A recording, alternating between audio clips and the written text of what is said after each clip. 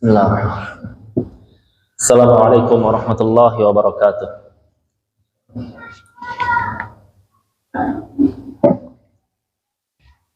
Innal hamdalillah nahmaduhu ta'ala wa nasta'inuhu wa nastaghfiruh wa na'udzu billahi min shururi anfusina wa min sayyiati a'malina. May yahdihillahu fala mudilla lahu wa may yudlilhu fala hadiya lahu. Wa ashhadu an la ilaha illallah wahdahu rabbil la syarika lahu. Wa ashhadu anna Muhammadan abduhu wa rasuluh sallallahu alaihi wa ala alihi wa sahbihi wa man tabi'ahum bi ihsanin ila yaumiddin wa sallama tasliman katsira. Saudara yang dimuliakan Allah Subhanahu wa taala, alhamdulillah kita memuji Allah karena Allah memuliakan kita dengan Islam. Allah memudahkan kita ibadah salat berjamaah, di mana banyak orang yang dia sibuk dengan urusan duniawi, dia lupa dengan hak Allah, dia lupa dengan kewajibannya kepada Allah Subhanahu wa taala. Di antara kewajiban yang terbesar yang Allah wajibkan kepada kaum mukminin itu adalah iqamatus shalah, menegakkan salat. Oleh karenanya di antara para salaf kita, mereka itu senantiasa memperbaiki salat-salat mereka.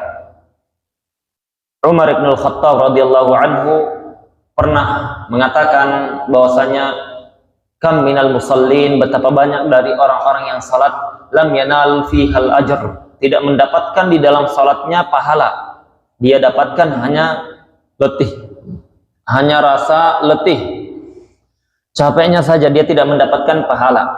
Ada yang hanya mendapatkan 1/8 saja, ada yang mendapatkan 1/4, ada yang mendapatkan setengah pahala saja, karena dia bermasalah di dalam sholatnya. Sholat itu terdiri dari dua hal.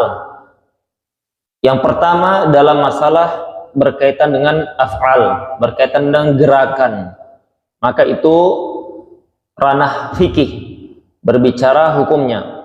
Yang kedua, masalah berkaitan dengan batin, masalah hati, terkait dengan khusyuk.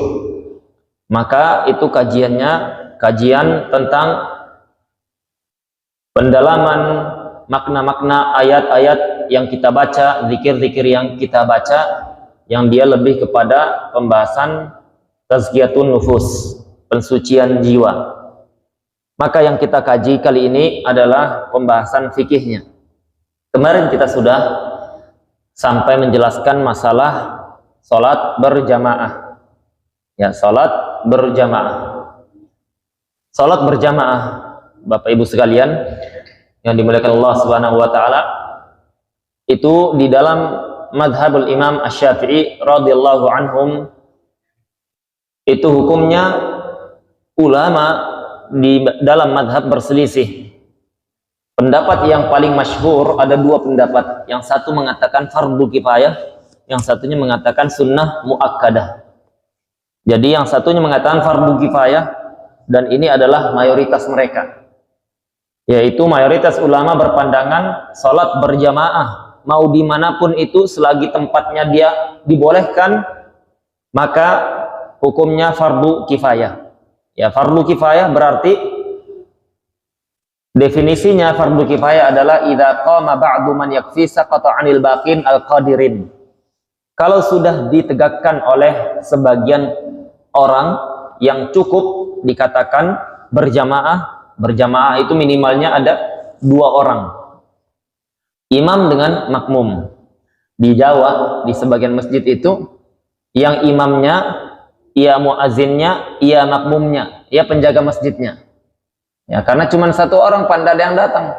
Ya, ada sebagian juga masjid, kita pernah waktu di Hadramaut, di Tarim, di Yaman sana, masjidnya karena tidak pernah dipakai, yang masuk kambing.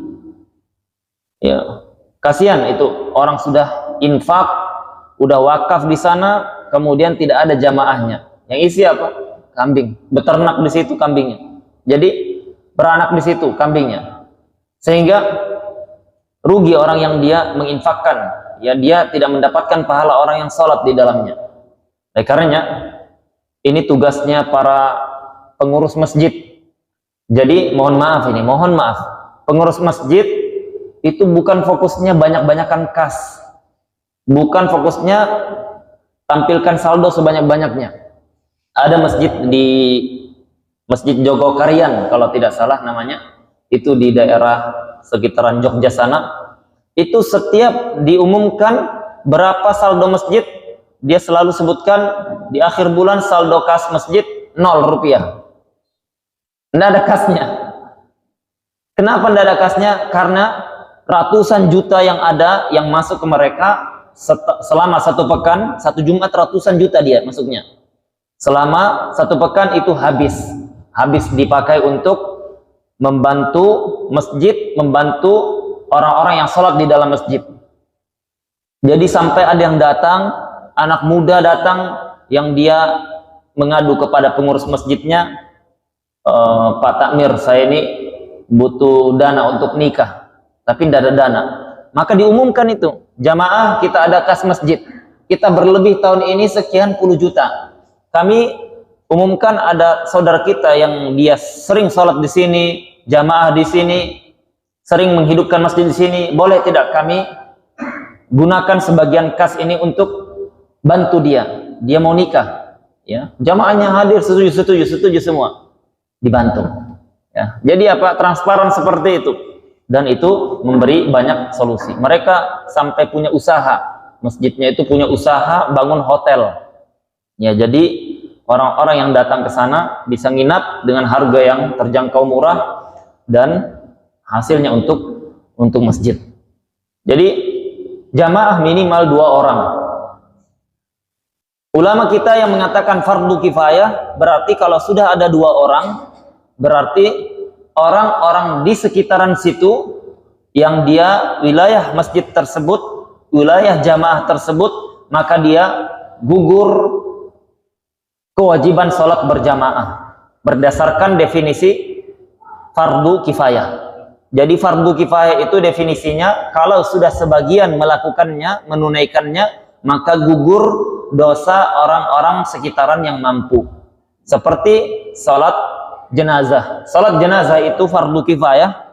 Kalau misalkan satu jenazah ini dia butuh untuk mengurusi jenazahnya 10 orang, maka harus ada minimal 10 orang. Kalau baru 9 berarti masih berdosa sebagian orang yang ada di sekitaran yang mampu. Tapi kalau misalkan sudah ada 10 orang, kemudian yang lain sibuk bekerja, sibuk berdagang, maka tidak berdosa mereka. Karena sudah cukup 10. Itu definisi fardu kifayah. Begitu juga sholat jamaah. Sholat jamaah itu minimal 2 orang, makmum dengan imam. Kalau sudah ada itu, maka orang yang dia tidak ikut berjamaah tidak berdosa. Itu hukum fikih. Jadi kalau kajian fikih itu mabni ala dalil, dibangun di atas dalil. Dalilnya Nabi Shallallahu Alaihi Wasallam ketika ada orang yang dia datang. Ketika datang 2 orang sahabat ini ditanya Nabi Sallallahu Alaihi Wasallam, "Alla tusalli ma'ana jamaah?" Kenapa kalian tidak sholat bersama kami jamaah? Orang ini datang, kaum muslimin sudah selesai sholat. Nabi Sallallahu Alaihi Wasallam tegur 2 orang ini. Dia tegurannya bertanya, tidak berupa hardikan, tidak berupa kecaman, tidak berupa ingkar. Karena Nabi Sallallahu Alaihi Wasallam itu segala sesuatunya harus dengan ta'anni, pelan-pelan, dengan hikmah, ya, tidak asal hakimi. Ketika itu Nabi Sallallahu Alaihi Wasallam nanya, "Ala tusalliya ma'ana jamaah?" Kenapa kalian tidak sholat bersama kami berjamaah? Maka ketika itu sahabat ini mengatakan, "Ya Rasulullah, qad shallaina fi buyutina." Kami sudah sholat ya Rasulullah di rumah kami. Kami sudah sholat di rumah kami ya Rasulullah. Maka Nabi SAW tidak mengingkari keduanya. Nabi SAW tidak mengingkari keduanya. Kata para ulama, ini dalil bahwasanya sholat berjamaah itu hukumnya fardu kifayah. Karena sudah ada yang menunaikan, oleh karenanya tidak diingkari oleh Nabi Sallallahu Alaihi Wasallam. Kalau itu kemungkaran, itu melanggar, itu keharaman, itu tidak boleh, niscaya Nabi Sallallahu Alaihi Wasallam mengingkari sahabat ketika itu. Ya. Yang selanjutnya, Salat berjamaah itu apakah diharuskan di masjid atau tidak? Para ulama kita dari kalangan 4 madhab, madhab Abu Hanifah, madhab Imam Malik, madhab Imam Asy-Syafi'i, madhab Imam Ahmad, semuanya mereka bersepakat adapun salat berjamaah tidak disyaratkan di masjid. Adapun salat berjamaah tidak disyaratkan di masjid. Mereka untuk salat berjamaah tadi, berjamaahnya itu berselisih apa fardu kifayah atau sunnah muakkadah, sunnah yang ditekankan. Ya, sebagian mengatakan fardu kifayah, sebagian mengatakan sunnah yang muakkadah ditekankan. Tetapi apakah jamaahnya harus di masjid? Dengan artian kalau dia tidak di masjid berarti berdosa atau dia melakukan pelanggaran, maka 4 madhab dari kalangan ulama fikih menjelaskan bahwasanya berjamaah tidak disyaratkan di masjid. Kenapa? Karena Nabi SAW pernah mengatakan ju'ila liyal ardu kulluha masajida, dijadikan Allah untukku seluruh muka bumi ini sebagai masjid, sebagai masjid. Oleh karenanya Imam Ahmad rahimahullah taala suatu ketika berkumpul dengan sejawatnya, saudara-saudaranya dari kalangan penuntut ilmu, dari kalangan ahli hadis. Ketika itu ada sahabatnya Yahya bin Ma'in, sahabatnya ahli hadis yang lain. Ketika waktu zuhur tiba, maka mereka mengatakan, "Wahai Imam Ahmad, tidakkah kita berjamaah di masjid?" Maka ketika itu Imam Ahmad mengatakan, "Nahnu jamaah al-an." Kita sekarang sudah berjamaah, kita salat di sini. Ketika itu mereka berada di padang pasir. Ya, jadi Imam Ahmad pun berpandangan bahwasanya berjamaah tidak disyaratkan di masjid. Sehingga ketika kita melihat sebagian saudara kita, dia sholat tapi jamaahnya di rumah dengan anak istrinya, atau ada yang di kantornya, atau ada yang di pasar, atau ada yang di tempat-tempat lain selain masjid, maka tidak bisa dan tidak boleh kita ingkari mereka karena mereka tidak melakukan pelanggaran syariat. Ya, selagi mereka itu sholat, apalagi berjamaah, maka mereka sudah mendapatkan keutamaan menunaikan sholat. Kalau dia berjamaah, dia mendapatkan 27 derajat, mau dia di masjid atau tidak di masjid. Tapi kalau dia sholatnya di masjid berjamaah, maka dia mendapatkan keutamaan di atas keutamaan. Dia mendapatkan pahala sholat di masjid, karena sholat di masjid ada keutamaan khusus. Ya, Nabi SAW menjelaskan, barang siapa man masya ilal masjid summa roha banallahu lahu baitan fil jannah. Barang siapa yang dia itu pergi ke masjid kemudian dia kembali, ya. Riwayat yang lain, ya, riwayat yang lain, barang siapa yang dia pergi ke masjid kemudian dia pulang, maka Allah Subhanahu wa taala mengampuni satu dosa setiap satu langkahnya, mengangkat derajat setiap satu langkahnya, dan memberikannya pahala setiap satu langkahnya. Jadi satu langkah kita itu diberikan 3. Yang pertama diangkat derajat, yang kedua diampuni dosa, yang ketiga diberikan pahala. Jadi orang yang dia berpahala itu bertingkat-tingkat. Nah, kalau kita melangkah ke masjid itu diangkat derajat kita. Derajat kita di sisi Allah Subhanahu wa taala. Karena di dalam surga Allah itu bertingkat-tingkat. Jadi tingkatannya ada 100. Tingkatannya ada 100. Dari yang terendah sampai yang ketinggi itu semuanya ada tingkatan-tingkatannya. Sahabat Nabi Shallallahu Alaihi Wasallam ketika meminta surga, maka Nabi SAW mengatakan, "Idza sa'altumul jannah fas'alul firdaus." Kalau kalian mau meminta surga, maka minta surga firdaus. Kenapa? Karena surga firdaus adalah surga yang a'laha, yang paling tinggi dan yang paling pertengahan. Bagaimana itu surga paling tinggi dan paling pertengahan? Maksudnya surga firdaus itu surga yang paling tinggi dari tingkatan yang 100. Di bawahnya surga-surga yang ada, di atasnya tidak ada surga lagi. Di atasnya apa? Di atasnya Arsyur Rahman. Arsy Allah Subhanahu wa taala. Arsy-nya Allah itu adalah makhluk yang paling besar dan yang paling terakhir. Di atas arsy tidak ada makhluk lagi. Di atas arsy tidak ada makhluk lagi. Maka surga yang paling tinggi. Adapun surga yang pertengahan karena dia surga Firdaus berada di antara arsy-nya Allah dan berada di antara surga-surga yang di bawahnya. Dia pertengahan.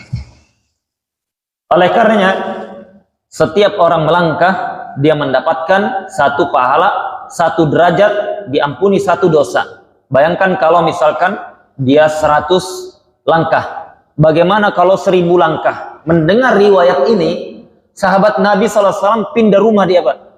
Yang rumahnya dekat dengan masjid, dia pindah jauh dengan masjid, biar dia dapat banyak langkahnya. Jadi, tidak jadi masalah ketika rumah kita jauh dari masjid, apalagi sekarang ada kendaraan. Allah mudahkan kita, ya tinggal kita pikirkan biaya bensinnya aja, ya kan? Tinggal kita pikirkan biaya bensinnya. Ya, alhamdulillah, itu semuanya dimudahkan. Siapa yang dia itu menggunakan hartanya di jalan Allah, dia tidak hitung-hitungan untuk agama Allah, maka Allah akan muliakannya. Allah Subhanahu wa taala berjanji dengan ini. Kata Allah dalam Al-Qur'anul Karim, "Ya ayyuhalladzina amanu," wahai orang-orang yang beriman, "in tansurullah," kalau kalian tolong agama Allah, Allah akan yansurkum, Allah akan menolong kalian. Kita pilih mana? Kita ditolong oleh orang-orang sekitar kita tapi tidak ditolong Allah, atau kita ditolong Allah meskipun orang sekitar kita tidak menolong kita? Kita lebih memilih Allah yang tolong kita. Karena apa? Karena semua manusia, semua makhluk itu butuh pertolongan. Allah Subhanahu wa taala Allahus Samad. As-Samad itu tempat bergantung yang paling kokoh, tempat bergantung yang paling kuat. Maka ketika kita menggantungkan rezeki, urusan dunia akhirat kita kepada Allah Subhanahu wa taala, Allah akan yansurkum, menolong kalian, wa yutsabbit aqdamakum, dan mengokohkan pendirian kaki kalian. Maka masalah salat berjamaah apakah disyaratkan harus di masjid? Jawabannya tidak disyaratkan. Maksudnya kalau dia tidak salat di masjid, dia tidak berdosa. Tapi kalau dia salat di masjid, dia mendapatkan pahala lebih. Ya, dalam hal fikih, kalau dia tidak melakukan keharaman, maka tidak boleh diingkari. Ya, tidak boleh diingkari. Ustadz, kalau seperti itu nanti orang-orang sholat di rumah semuanya. Maka kita katakan orang yang dia masih sholat, apalagi berjamaah, itu dia sudah melakukan sesuai syariat. Tetapi tidak boleh kita ingkari. Yang kita boleh lakukan, kita memotivasi, kita nasihati, kita ajak agar dia fastabiqul khairat, berlomba-lomba kebaikan. Tetapi kalau kita ingkari tidak boleh. Oleh karenanya itu diantara kenapa para ulama itu ketika ada pembahasan-pembahasan yang berbeda pendapat, mereka tidak asal mengingkari. Ya. Karena memang para ulama itu tahu ketika ada permasalahan yang diperselisihkan, mereka faham apa yang harus mereka sikapi, yang mana harus mereka ingkari, yang mana harus mereka toleransi. Ya. Suatu ketika ada seorang sahabat Nabi sallallahu alaihi wasallam, yaitu Ibnu Abbas radhiyallahu anhu. Ini seputar bagaimana para sahabat dahulu yang jelas-jelas ketemu Nabi sallallahu alaihi wasallam, mereka memahami pembahasan yang diperselisihkan. Coba kita perhatikan, kita ambil pelajaran dari kisah mereka ini. Ibnu Abbas itu ahli tafsirnya para sahabat. Jadi kalau sahabat Nabi SAW mereka berselisih dalam masalah tafsir Al-Quran, mereka merujuknya kepada sahabat Ibnu Abbas. Ya, kepada sahabat Ibnu Abbas. Yang kedua ada sahabat Zaid. Sahabat Zaid bin Harithah itu termasuk yang ahli dalam masalah faraid, dalam masalah ilmu waris. Ya. Nabi SAW langsung yang rekomendasi. Jadi kedua sahabat yang mulia ini, keduanya berselisih dalam masalah apa? dalam masalah pembagian warisan, yang mana dikenal masalah tersebut al-umarain, masalah umariyah. Ada orang yang meninggal, dia meninggalkan istrinya, bapaknya, ibunya, atau istri yang meninggalkan suami, bapak dan ibu. Tidak ada orang lain selain itu. Ahli warisnya cuma 3 ini. Maka ketika Ibnu Abbas itu dia berpendapat sesuai dengan letterlock Al-Quran, ya. Kalau kata Allah Subhanahu wa taala, kalau dia tidak punya anak, ya, maka fali ummihi sulus, maka untuk ibunya si mayit yang meninggal itu as-sulus. As-sulus itu sepertiga. Jadi harta anggaplah 30 juta, berarti untuk ibunya sepertiga. Berapa sepertiganya? 10 juta. Ketika mendengar fatwa dari Ibnu Abbas, Zaid datang kepada Ibnu Abbas. Dia katakan, wahai Ibnu Abbas, terbalik. Jadi yang datang ini Ibnu Abbas mendatangi Zaid. Zaid itu berpandangan bahwasanya dia tidak mengikuti letterlock Al-Quran. Yang mengikuti letterlock Al-Quran itu Ibnu Abbas. Dia ahli tafsir Al-Quran. Dia faham, pakar terhadap makna Al-Quran. Tapi Zaid itu juga pakar dalam masalah ilmu waris. Yang diperselisihkan sekarang adalah masalah ilmu waris. Tapi dalilnya di Al-Quran. Jadi sama-sama pakar ini berselisih. Ketika Zaid berfatwa tidak sesuai letterlock Al-Quran, karena Zaid itu berpandangan bahwasanya ibunya itu mendapatkan sepertiga dari sisa. Jadi dibagi dulu, kemudian sisanya itu sepertiganya dia dapat. Jadi bukan dia dapat sepertiga dari 100%, tetapi dia dapat sepertiga dari sisa. Dibagi dulu untuk istri, kemudian untuk bapaknya. Sisa sepertiga itu untuk si ibu. Kalau Ibnu Abbas enggak, 100% dibagi, sepertiganya untuk ibu. Ya, 1/3-nya, kemudian 2/3-nya untuk sisanya. Maka Ibnu Abbas datang, wahai Zaid, kenapa engkau itu fatwa menyelisihi zahir Al-Quranul Karim? Ya, maka kata Zaid bin Harithah ketika itu, sesungguhnya ini adalah ra'yi, ini adalah pendapatku. Ini adalah pendapatku. Aku tahu ayatnya, tapi ini pendapatku. Kenapa? Karena kaidahnya secara umum dalam ilmu warisan itu lizzakari mislu hadzil unsayaini.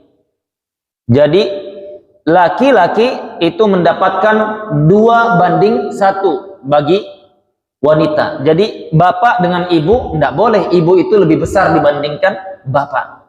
Jadi bapak harus dapat 2/1. Kalau ikut zahir ayat, nanti si ibu yang lebih banyak. Kalau ikut pemahamannya Zaid, ibu lebih sedikit sesuai dengan kaidah secara umum. Maka mendengar ucapan Zaid, ini adalah pendapatku, Ibnu Abbas mengatakan kalau begitu ya sudah, itu pendapatmu. Tidak dia ingkari, karena itu adalah pemahaman seorang yang ahli dalam memahami ilmu tersebut. Jadi dia tidak mengingkari. Bahkan setelah ada fatwa Zaid itu, seluruh sahabat seluruhnya tanpa terkecuali meninggalkan pendapat Ibnu Abbas. Semuanya ikut pendapat Zaid, menyelisih zahir Al-Quran. Akhirnya ketika itu Ibnu Abbas bersendirian di dalam fatwanya. Tidak ada yang mengikutinya. Dan akhirnya ditinggalkan pendapat Ibnu Abbas. Ternyata pendapat Zaid yang benar. Ya, pendapat Zaid yang benar. Jadi ini mereka berselisih dalam masalah dalam masalah warisan. Masalah warisan itu masalah berkaitan dengan harta. Di dalam agama Islam itu sangat-sangat dijaga. Sampai-sampai Allah Subhanahu wa taala terangkan dengan detail ayat tentang masalah warisan. Allah terangkan detail ayat masalah utang piutang. Kenapa? Karena masalah harta itu tidak ada orang itu, sudahlah saya ikhlas. Kalau dia tahu pembagiannya, saya cuma dapat 1/8. 1/8 berapa sih? Ternyata ketika dibagi 1/8mu 200 juta lah. 200 juta. Nggak jadi dia ikhlas itu. Nggak jadi dia ikhlas. Karena besar. Karena masalah harta itu Orang-orang manusia secara umum itu mereka pelit, kikir, mempertahankan hartanya. Makanya di kelak di yaumul qiyamah, ketika ada urusan Bani Adam sesama mereka, urusan masalah harta, itu dia tidak bisa dengan istighfar, dengan taubat, tidak akan berpengaruh itu. Kita punya utang dengan orang 500 rupiah, 500 perak, belum kita bayar, dia tidak ikhlaskan sampai kita meninggal, sampai dia meninggal, itu ditagih tetap. Ya, tetap ditagih. Karena itu ada kaidahnya para ulama yang mengatakan hukukul adamiyyin mabni alal musyahah.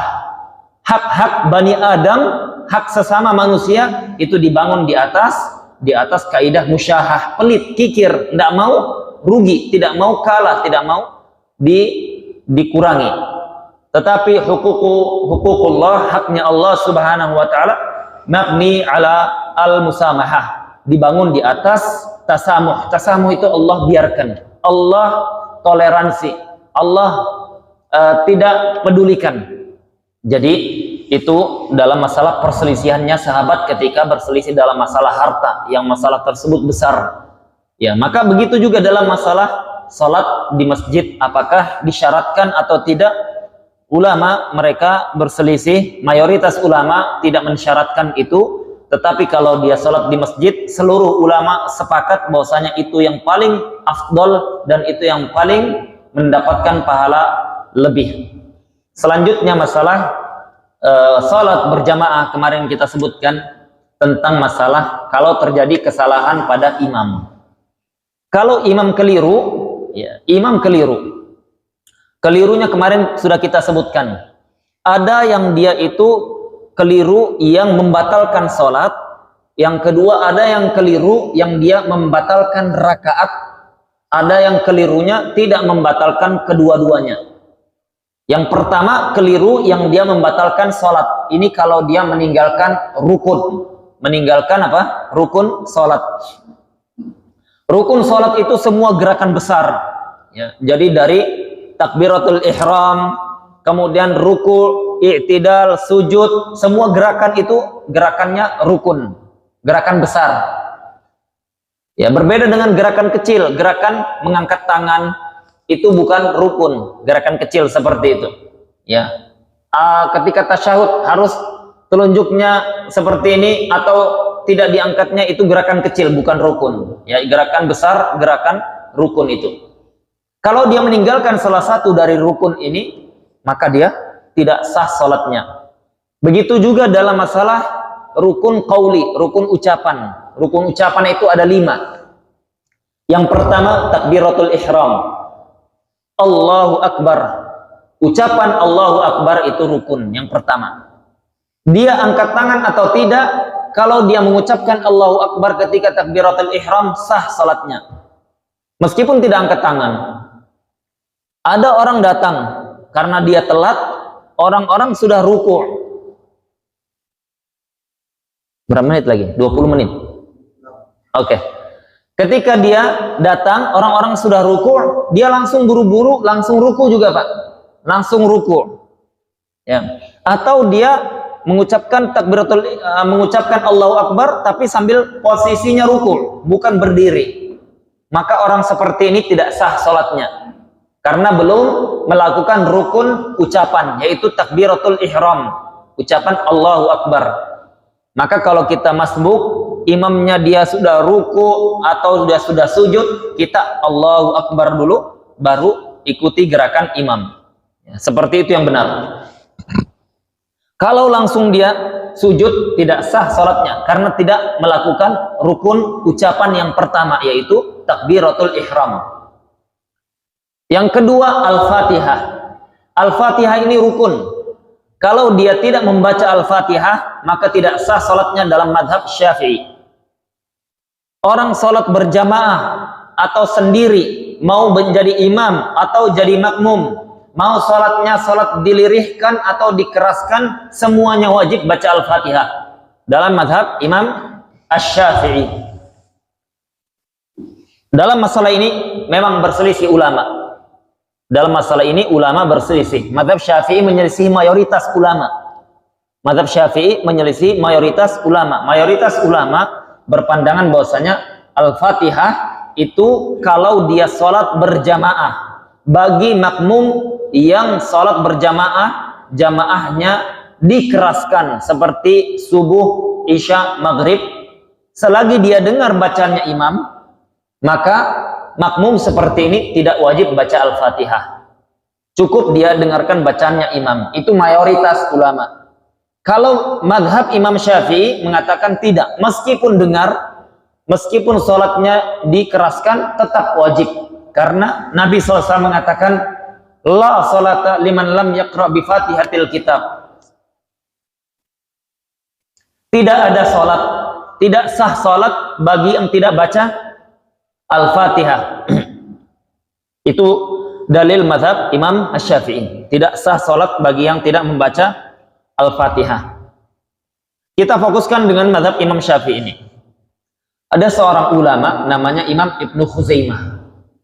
Sahabat dari kalangan ahli hadis. Beliau ini di kalangan ahli hadis disebutkan oleh para ulama yang menulis biografi beliau, kalau Imam Ibnu Khuzaimah la ya'rif annahu hadis, dia tidak tahu bahwasanya ini adalah hadis, maka itu bukan hadis. Falaisa bihadis, maka itu bukan hadis. Jadi kalau ada sebuah riwayat Imam Ibnu Khuzaimah ini dia tidak tahu, ini bukan, saya tidak tahu ini hadis dari mana, maka itu berarti bukan hadis. Kenapa? Karena saking dia kuatnya dan banyaknya riwayat-riwayat yang dia hafalkan. Jadi imam ahli hadis. Beliau bermadzhab Syafi'i. Beliau ini ketika ditanya, wahai Imam Ibnu Khuzaimah, hal taraka Syafi'i, apakah Imam Syafi'i itu meninggalkan hadisan sahihan fi kitabih, fi kutubih? Apakah Imam Syafi'i itu meninggalkan satu saja hadis yang sahih di kitab-kitabnya? Apa ada yang terluput dari Imam Syafi'i? Dia katakan tidak ada. Tidak ada katanya. Semua hadis yang sahih dari Nabi SAW sudah ditulis oleh Imam Syafi'i atau muridnya di kitab-kitab beliau. Jadi apa? Jadi mereka berpegang dengan hadis sangat kuat, mazhab Syafi'i ini. Maka mereka mengatakan Al-Fatihah itu hukumnya rukun dalam sholat. Dia kalau tidak dibaca maka dia tidak sah sholatnya. Yang diberikan uzur hanya satu saja. Yang diberikan uzur tidak membaca Al-Fatihah, yaitu siapa? Yaitu masbuk. Ya, masbuk itu saja yang diberikan uzur tidak baca Al-Fatihah. Siapa masbuk ini? Masbuk ini man lam yudrik waqtan yasa'uhu liqira'atil Fatihah. Orang yang dia tidak dapati waktu yang cukup untuk membaca Al-Fatihah. Ya, dia tidak mendapati waktu yang dia cukup untuk membaca Al-Fatihah. Seperti orang datang, imamnya sudah rukuk. Dia datang, dia tidak sempat kalau baca Al-Fatihah. Dia langsung Allahu Akbar, takbiratul ihram, kemudian dia takbir lagi Allahu Akbar, langsung rukuk. Tidak baca Al-Fatihah. Sah dia salatnya? Sah. Kenapa sah? Karena dia masbuk. Adapun kalau kita tidak masbuk, salat jamaah, ketika imam baca Al-Fatihah, baca surah, rukuk, si makmum ini baru ngeh dia, sudah ruku aja, baca apa tadi? Karena dia mikirkan apa? Mikirkan utang, mikirkan gaji, besok gaji atau enggak, mikirkan pensiunan. Ya, dia mikir kunci motor di mana tadi saya taruh ya. Tadi saya sudah gembok rumah tuh. Tadi saya sudah matikan kompor gas atau belum? Mikirnya itu. Ya, ini sering atau jarang Pak? Sering ya, sering. Sampai ada seseorang yang dia kehilangan uang. Ya, dia cari tidak dapat. Kemana saya selipkan amplop itu ya? Maka ada yang nyarankan, kamu cari uang yang di amplop itu. Iya, sholat dulu bilangnya. Sholat 2 rakaat. Kenapa? Itu pasti syaitan bantu kamu nanti ingat-ingat itu. Ya, diingat-ingat. Tapi kalau apa? Dicari tidak dapat. Kalau pas sholat diingat, oh ini. Jadi ada cerita lucu Pak. Jadi ini sholat mereka, sholat asar di Saudi sana, di Timur Tengah sana. Sholat ketika rakaat terakhir, ya rakaat terakhir Si imam ini ragu, ini rakaat keberapa? Rakaat ketiga atau rakaat keempat? Akhirnya dia tetap salam. Ya, dia ini rakaat ketiga atau rakaat keempat? Kalau misalkan ini rakaat ketiga, saya salam berarti kurang. Kalau ini rakaat keempat, berarti pas. Ya. Atau justru ini rakaat kelima, kelebihan, maka salam aja dia. Ketika itu para makmum ribut. Ya apa ini imam? Salat kita berapa ini? 3 atau 4 atau 5? Tidak ada yang tahu. Ketika itu ada seorang pedagang, dia bilang, salat kita hari ini 5 rakaat bilangnya. Hari ini 5 rakaat. Kumpul semua orang-orang. Dia katakan, bagaimana engkau tahu salat kita 5 rakaat? Iya, dia bilang, saya punya toko 4 bilangnya. Setiap 1 rakaat saya hitung keuntungan itu. Jadi rakaat pertama saya hitung keuntungan saya hari ini sekian. Rakaat kedua saya hitung. Rakaat ketiga toko ketiga, rakaat keempat toko keempat. Kenapa hari ini toko saya jadi 5 bilangnya?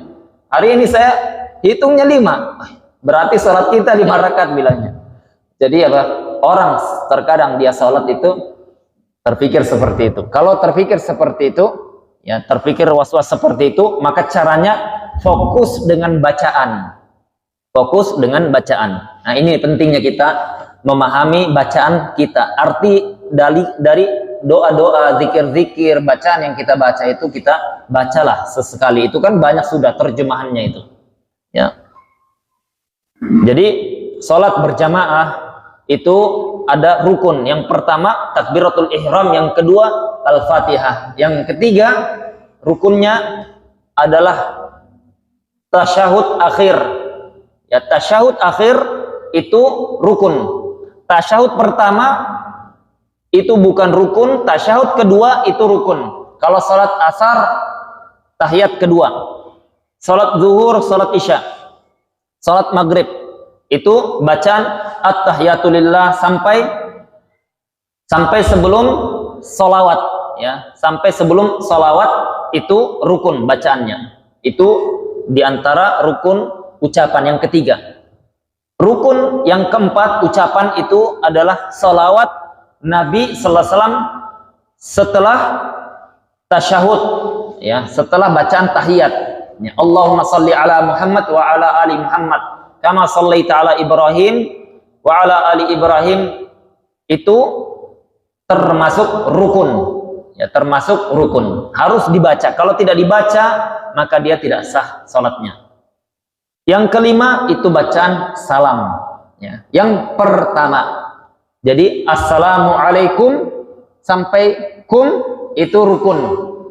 Ya, jadi kalau misalkan dia ini kebelet mau BABK, mau kencing kah atau mau buang angin, ya ketika jadi imam dia langsung assalamualaikum, langsung pergi dia keluar. Sah salatnya. Ya, jadi maklumi aja, mungkin dia mau BAB itu, ya. Mungkin dia mau buang angin. Tapi kalau dia melanjutkan assalamualaikum warahmatullahi, kemudian assalamualaikum warahmatullah, ya dia dapat pahala lebih, dapat pahala sunnah. Ya, warahmatullah itu termasuk sunnah bukan rukun. Ya. Jadi ini 5 rukun yang harus didatangkan ketika kita sholat. Kalau salah satu rukun ini dengan rukun gerakan-gerakan besar tadi tidak dia datangkan, tidak dia lakukan, maka sholatnya tidak sah. Ya. Kalau dia tidak mendatangkannya, tidak menambah 1 rakaat. Kalau dia tambahkan 1 rakaat, maka salatnya sah. Apakah harus sujud sahwi? Maka jawabannya sujud sahwi dia lakukan karena itu penyempurna dari kekurangan salat dia tadi. Tapi kalau dia tidak lakukan sujud sahwi, dia tidak berdosa, tetap sah salatnya, tetapi salatnya tidak sempurna. Kalau dia lakukan sujud sahwi, salatnya jadi tertutupi yang kekurangan tadi. Wallahu a'lam bishawab. Mungkin kita buka pertanyaan kalau ada yang mau ditanyakan seputar masalah salat atau masalah yang semisalnya. Silahkan Pak, kalau ada yang mau ditanyakan, mau didiskusikan. Kalau tidak ada, kita lanjutkan sedikit. Ya. Assalamualaikum warahmatullahi. Saya pernah mendengar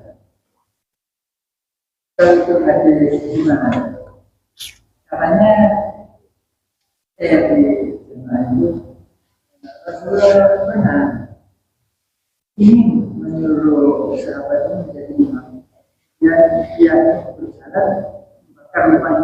orang yang tidak Oh ya. Ada, betul. Ada. Nabi sallallahu alaihi wasallam mengatakan, hamamtu an ya'tiya bi badilan ya umun nas. Aku itu berazam, bertekad kuat. Aku digantikan oleh seseorang menjadi imam, kemudian aku pergi keluar untuk membakar rumah orang-orang yang tidak berjamaah. Tidak berjamaah di masjid. Maka para ulama dari hadis ini mereka berbeda-beda memahami apa yang dimaksud dengan hadis ini. Apakah maksudnya adalah orang yang tidak berjamaah di masjid itu melakukan keharaman atau tidak? Atau maksudnya adalah besarnya syariat sholat berjamaah di masjid itu, atau bagaimana? Di antara ulama kita ada yang menjelaskan bahwasanya ini adalah targhib wa tarhib, yaitu ini adalah ancaman bagi orang-orang yang dia itu melalaikan sholat berjamaah di masjid. Ancaman ini menunjukkan dia sholat berjamaah itu harus di masjid, dan ini madhab zahiriyah. Ini madhab zahiriyah, memahami letterlock hadis. Mayoritas ulama tidak memahami seperti itu. Mayoritas ulama memahami hadis ini adalah menunjukkan bahwasanya sholat berjamaah itu sangat-sangat dimuliakan, diagungkan di dalam syariat kita. Saking mulia dan agungnya Nabi sallallahu alaihi wasallam sampai bertekad seperti itu. Kalau dia keharaman, Nabi sallallahu alaihi wasallam bukan hanya bertekad, tetapi niscaya akan melakukannya, bukan hanya bertekad. Makanya mayoritas ulama berpandangan bahwasanya hadis ini dipahami dengan hadis yang lain. Jadi para ulama kita dalam memahami hadis-hadis Nabi sallallahu alaihi wasallam itu bukan satu hadis langsung dipahami, tapi mereka mengumpulkan semua riwayat kemudian difahami dengan kaidah-kaidah cara memahami hadis. Setelah itu baru dikompromikan. Kenapa? Karena ada riwayat yang lain. Riwayat yang lain Nabi sallallahu alaihi wasallam menjelaskan tentang masalah keutamaan salat di masjid dan salat di rumah. Nabi SAW mengatakan, salatul jama'ati, salat berjamaah, tafdulu ala salatil munfarid sab'ah wa ishrina darajah. Salat berjamaah itu lebih unggul, lebih utama 27 derajat dibandingkan salat sendiri. Perhatikan kalimatnya. Salat berjamaah itu mengungguli salat yang sendirian 27 derajat. Para ulama mengatakan dalam ilmu bahasa Arab tidak boleh kita membandingkan sesuatu yang tidak boleh dilakukan. Membandingkan antara berjamaah dengan sholat sendiri itu tidak boleh. Kalau sholat sendiri tidak boleh.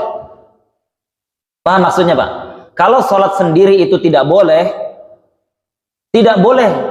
disabdakan Nabi, karena ini sesuatu sama dengan membolehkan hal yang tidak boleh. Ya, karena itu termasuk hal yang dibolehkan dalam agama kita, makanya Nabi SAW membandingkan.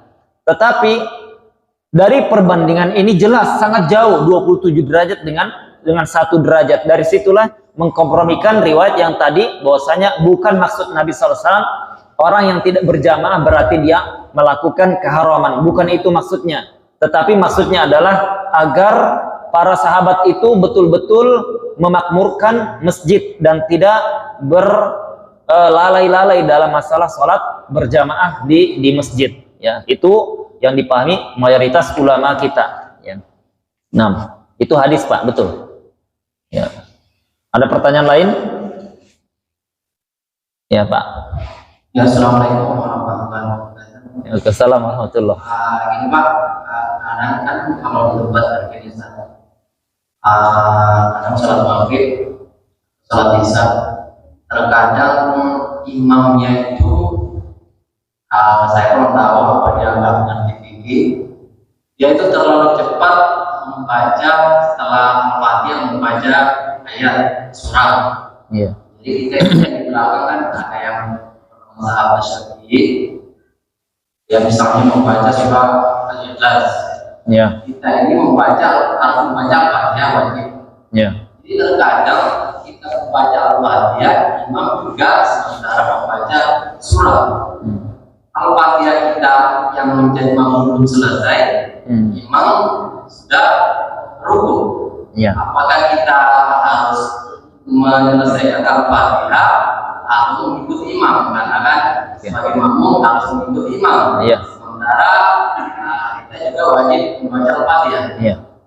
Atau kan ada juga pendapat sampai 3 ayat saja sudah cukup. Iya. Terima kasih. Ya, kalau misalkan imam dia membaca surah pendek atau dia bacanya cepat sehingga makmum yang dia membaca Al-Fatihah ini tidak sempat menyelesaikan Al-Fatihahnya, imamnya keburu ruku', maka ada 2 kemungkinan. Kemungkinan pertama, sebabnya itu imam dia bukan cepat tetapi makmumnya yang bacaannya lambat. Ya, batiul qiraah, bacaannya imam makmum ini lambat. Jadi imam sudah ruku', dia belum selesai. Maka orang seperti ini diberikan uzur untuk melanjutkan Al-Fatihahnya. Tetap dia membaca Al-Fatihah. Ya, dia ketika imamnya ruku', dia tetap baca Al-Fatihah. Meskipun imamnya i'tidal, dia selesaikan Al-Fatihahnya. Tetap dia selesaikan Al-Fatihahnya. Kalau bacaannya makmum ini lambat, ada orang yang lidahnya ini pas sulit cepat, nggak bisa dia ngimbangi imam, ya. Jadi dia karena lambatnya itu dia sulit untuk mengikuti imam, dia diberikan uzur untuk menyempurnakan bacaan Al-Fatihahnya. Sebanyak apa, selama apa diberikan uzur? Mereka mengatakan salasa arkan tawilah, 3 rukun yang panjang. 3 rukun yang panjang itu, yang pertama imam ruku', kemudian i'tidal, kemudian sujud, kemudian duduk di antara 2 sujud, kemudian sujud lagi. Nah, sampai sujud terakhir ini makmum itu tidak boleh dia belum selesai Al-Fatihah, harus sudah selesai. Ya, itu kalau sudah lambat sekali dia.